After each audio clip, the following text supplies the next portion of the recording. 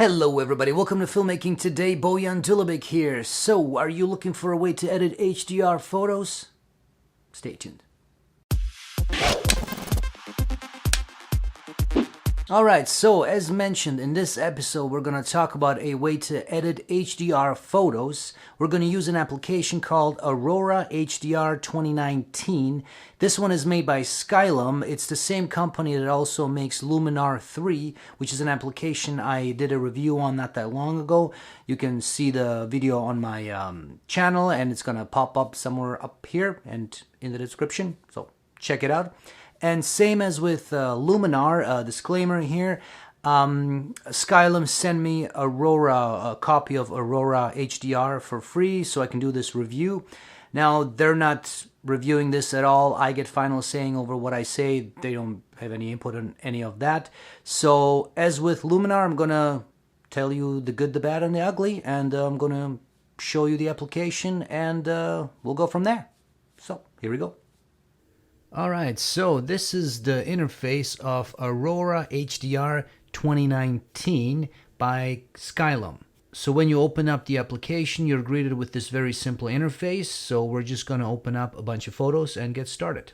Okay, so I took a bunch of photos of the same thing, just at various exposures. And as you can see right here, it goes all the way down to -3 and all the way up to positive 3.1, f-stop stop 3.1.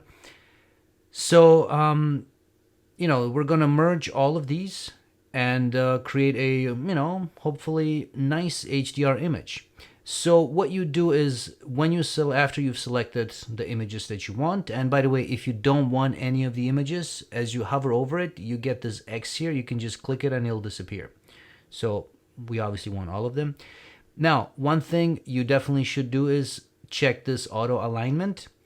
Now, in my case, I did have my camera on a tripod, so all of these should be, the same in terms of it should not have moved.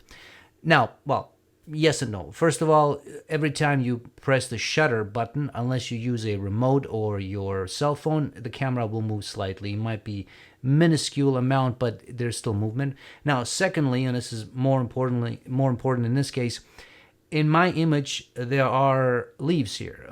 There's branches, trees, all that stuff. Well, that moves. There's no doubt. So, make sure you check this button. And then the second most important thing is hit this wrench icon, and there are more things here that you should pay attention to. First of all, ghost reduction. Now this is important if you have moving objects like people, cars, etc., or in my case, trees, leaves moving and all that. So we're going to check that. Reference image in this case, so if we see by default it's selected the zero exposure, which is this guy here, so that's fine. We're going to leave that. You can change it to any of the other ones, and in this case you can select how aggressive you want it to be when it deals with ghost reduction. In my case, I'm going to go highest just because I know it was a bit of a not a windy day, but there was definitely wind, so there's movement. Color denoise, so if you want to remove low light color noise while merging your brackets, this will increase the processing time, which is to be expected. Yeah, we're going to leave that. And the chromatic aberration reduction, so it removes the purple or green fringe along the edges of your photo. Now, I don't think I have it. I'm pretty sure I don't have it. There's no harm in checking it. It will increase the processing time, so that's the only thing.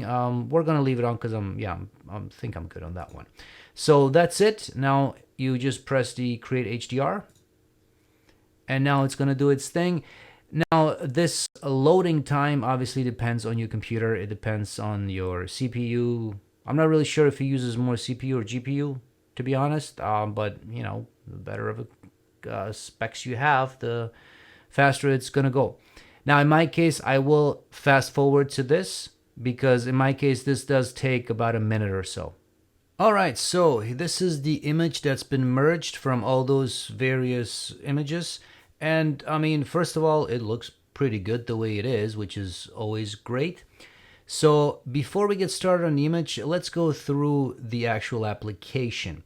Now, if you are used to Luminar, if you've used it in the past, or if you've watched my video on that one, you're going to see that it is very, very similar. The basic visuals are, the same. So let's get started. So up here, you've got the menu, which again, your typical menu, open, save, export. You can import different HDR looks. We're going to talk about that a little bit later. Batch processing. You can install plugins. Now, what that means is just like with Luminar, you can run Aurora as a plugin within Photoshop or Lightroom. So as you can see right here. And in order to install it, it's same process as with Luminar. You open up this window. It will say install here as opposed to uninstall. You click on it, and I think you have to restart it. And then, you click on it again, it's going to say installed, and same with Lightroom. And that's it. That's all you need to know. And yeah, that's it here. You got under edit, image, got these things, layer. You can create a new adjustment layer, new image layer. Then you got filters here. This is basically, this impacts these filters here. We'll talk about that in a second. Under tools, you've got these tools here. Then we've got plugins. Under mask, you've got this view. You've got this window. And then this is if you want to access your account. And then your typical help, check for updates thing. If you want to open up images, you will go open images here or batch processing here. So there's that. This is your, zoom in, zoom out thing. This is the same as in Luminar. You can see what the image looked like at default. So if you click on this, this is what it looked like. Well, this is one of the brackets. I think this was that zero exposure one that was selected as sort of the base. And then this is what it looks like when everything has been merged. And I mean, right there, and if you click on this guy, you can see the before and after. I mean, right there, man, you can see that what a huge difference this made, right? I mean, just take a look at the shadows here and just look how nice this is. Yeah, I mean, this by itself is a usable image. You don't even, if this is all you wanted, this is, this could be fine by itself, right? So, yeah, that's that. Here you can undo, and this is history. Right now there's nothing there, but, if you needed to go back, it's there. Crop. This one here, this is the different looks. Remember I talked about looks. So if we go in collections, you have different presets, basically. So if we go under essentials, you can select all of these different presets, and you can apply them to this image. So let's say we wanted, I don't know, let's go with deep here.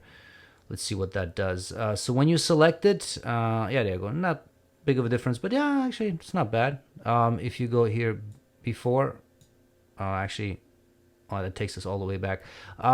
But anyway, there is a difference there. Now, the good thing is this preset, or look, as it's called, it's not just a, you apply it and that's it. Obviously, you can adjust the overall amount here. So if you wanted less, overall less, you can do it here. But you still have full access to all of these settings right here. And there is a lot of them. So you can tweak this thing, basically all of anything within that look you can change. So that's good. Now, in our case, we're going to go back to the previous one. Actually, let's go back in history. So what do we got? Yeah, this is when we use that deep look. So we're going to go original image. And yeah, that's it. Again, not big of a difference. And then obviously you have different categories. So landscape, architecture, all this fun stuff. And then here you have right here. Yeah, these are the ones that I created. So we're gonna get back to these in a moment. But for now, let's just close this and let's focus on the image. And then this little thing, that's the side panel here. That's where all the magic happens. And then you've got this guy here. That's if you want to share it, export the image. That's it. Yeah. So let's get started here. So here we have, you've got information about the image, resolution, all that fun stuff. Here you can add different layers. So if you want to have an adjustment layer, you can click on the plus and you can add it, or a new image layer, you can do that. You can have different blend modes. So, well, if you add more, you can have different blend modes. And same thing under layer. I think here and here, that's the same thing. And yeah, so let's get started. So let's see what we got here. First of all, if you've edited photos before, this is going to look very familiar. If you've used Photoshop, Lightroom, whatever, I mean, it's going to look very familiar. So let's say we want to decrease the highlights, maybe not too much, maybe a little bit. Smart tone. Okay, so smart tone will, if we decrease it, yeah, maybe not too far. It'll retain a little bit of the sky here, which is good. So vibrance, let's say we want to increase that a bit. Yeah, look at that right there. That made a bit of a difference, didn't it? Hdr Clarity. So let's increase that a bit. You can. My suggestion, whenever you're playing around with settings, crank it up all the way. Just see what happens. Because sometimes you can't really tell, if you just do it a little bit. But just, if we go all the way here, boom. Now you can tell the difference. That definitely increased in terms of just overall clarity, sharpness, and all that stuff. Obviously, we don't want to go quite that far, so I'm just going to bring it down to, maybe somewhere around here. Yeah, that should be fine. And then what do we got here? Denoise. That should be fine. I'm just going to increase that just a little bit. At this point, you just got to play around with these things, right? So Polarizing Filter. This is good because I do have water here. So if I increase this, it should... Yeah, I see. So what happens, it does something I want it to do. It does something I didn't want it to do, or I don't want it to do. If I increase it, you can see that the water here, it's definitely doing something in terms of, it's bringing back more detail. But at the same time, I don't want quite that much detail in the sky.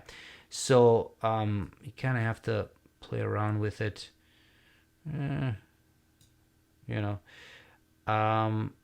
then what else we got? So Hdr Detail. Yeah, let's detail boost just a little bit here.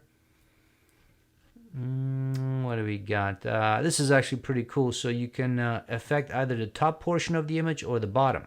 So in this case, I'm going to affect the bottom. I want to brighten this up just a bit, but I don't want to touch the sky. So I'm going to go to the bottom, and I'm just going to increase the shadows. Again, let's crank it up all the way. So you see, okay, see, this is what happens. So I don't want to go all the way, maybe somewhere around here. That makes a difference. And like I said, just play around with all this fun stuff. What I'm going to do, I've already created a preset. Just to save some time, I'm going to use that preset. If you wanted to create your own preset, let's say you were happy with, what you just did, just click here, save filters as Aurora HDR look. And if you do that, just name it whatever you want, and it's going to end up in that user category. So I already did that. If we go back to it, so these are the three ones I did, and I want the sunny one. Now if I select it, right now this is a little too much, so I'm going to just bring it back. Maybe, let's see, well, what's reasonable here? Maybe around there. Okay, you know what? So around 58. And again, I could further tweak all this, all these settings here. So that's not a problem. And if we go back to the original, you see, that's a bit of a difference. Definitely made a difference. I mean, you got the details in the sky. You can see the details in the water. You can see the details in the shadows here. I mean, for me, this is great. So if this is, this is it, I can now export it.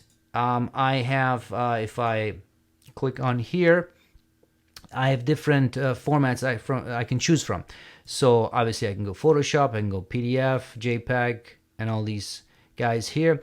I am going to go Photoshop because I want to add text to it and all that fun stuff. I'm going to leave sharpen as none. I'm going to do the actual size, which is right here, and I'll leave it as sRGB. I can change the file name here if I wanted to, and then this is where I choose the path. Now, I've already done that, so now let's go back, or let's go into Photoshop and then further tweak this. Alright, so here we are in Photoshop. That's the exported image. Now, one thing I did notice, as you can see up here, and here, and then here, there's a bit of a dirt on the lens, which this you can definitely see. So let's fix that. I'm just gonna, basically I already fixed it here. All I did was I just, where are we here? Let's use the, actually no, sorry, I was gonna use the patch tool. Just very simple. Make sure this is on 1, and let's select this, just move it closer. Boom, done. And same here. It's a quick job. You can definitely spend more time on this, but I mean, this is fine for now. And then same here. Boom, let's go somewhere close. That should be fine. So boom, that's it. That basically takes care of it. And then I add my titles, and boom, that's it. It's really that simple. Now, if you wanted to do the same thing, but if you want to go through Photoshop, let me quickly show you how to do that. It's very simple. So what you do is, it's actually easier if we go through Lightroom. Sorry, through the bridge. So these are the photos.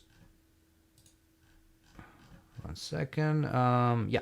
So these are the photos in Bridge, and I'm just gonna go Tools, Photoshop, and merge to HDR Pro. So boom, select that. It's gonna go back to Photoshop, and it's gonna open up a dialog to do that. It's just gonna take a little bit. So I'm gonna show you basically the same process if you wanted to go through Photoshop and use Aurora as a plugin within Photoshop.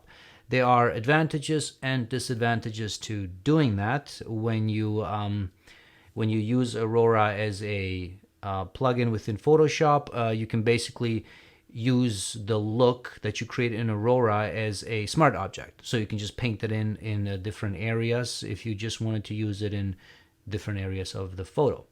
So, just like Luminar, it's great. But what I have noticed is that, and I'll show you, the image that you get after it's been merged, so when this is done, does not look the same as when you merge it within Aurora. Now, that's to be expected. Different applications do things differently.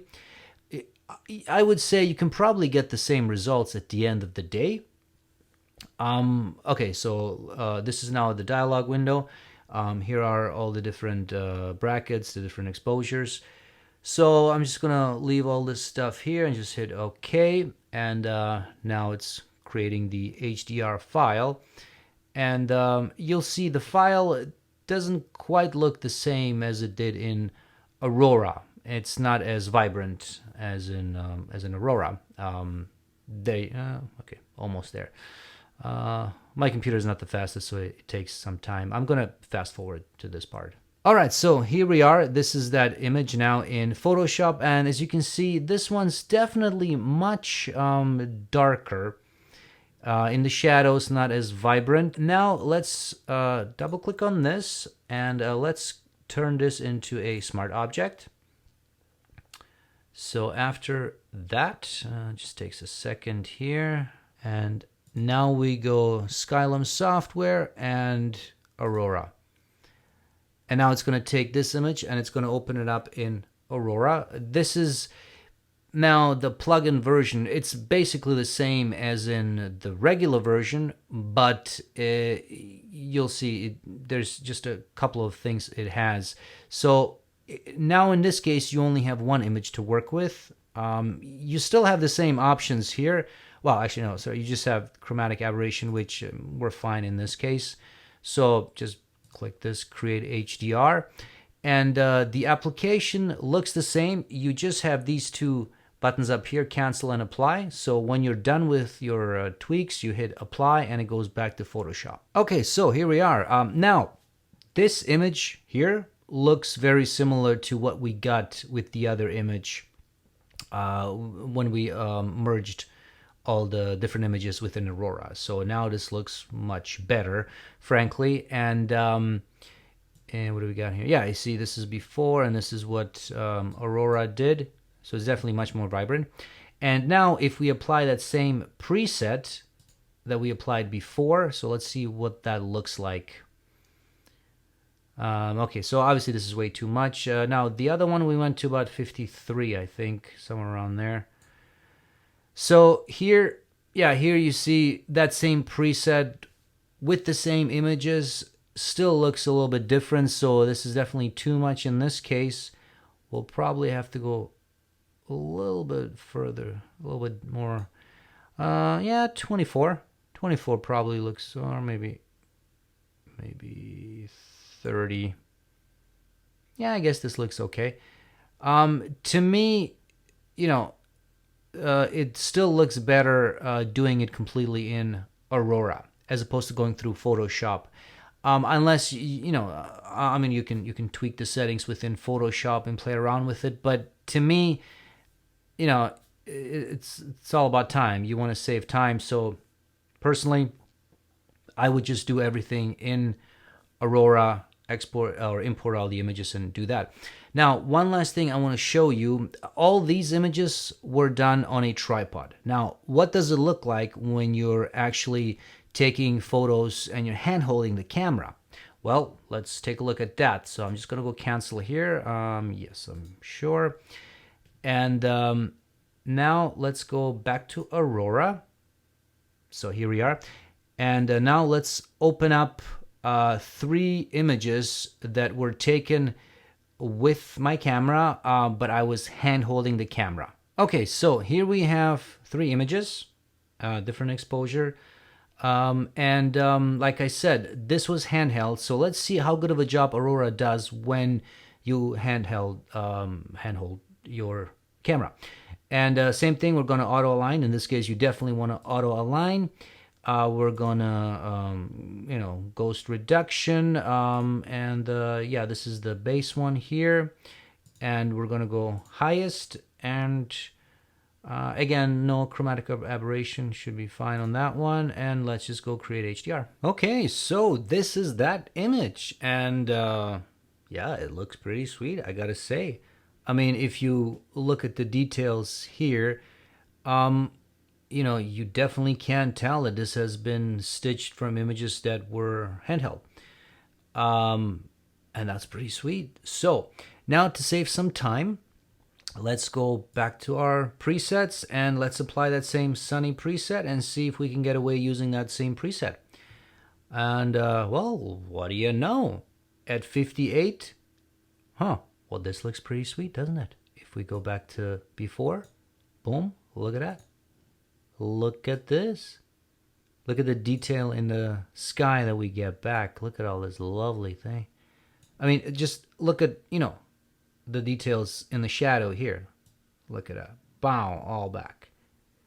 Now, this is not the sharpest image because I was actually shooting it at f-stop 1.4.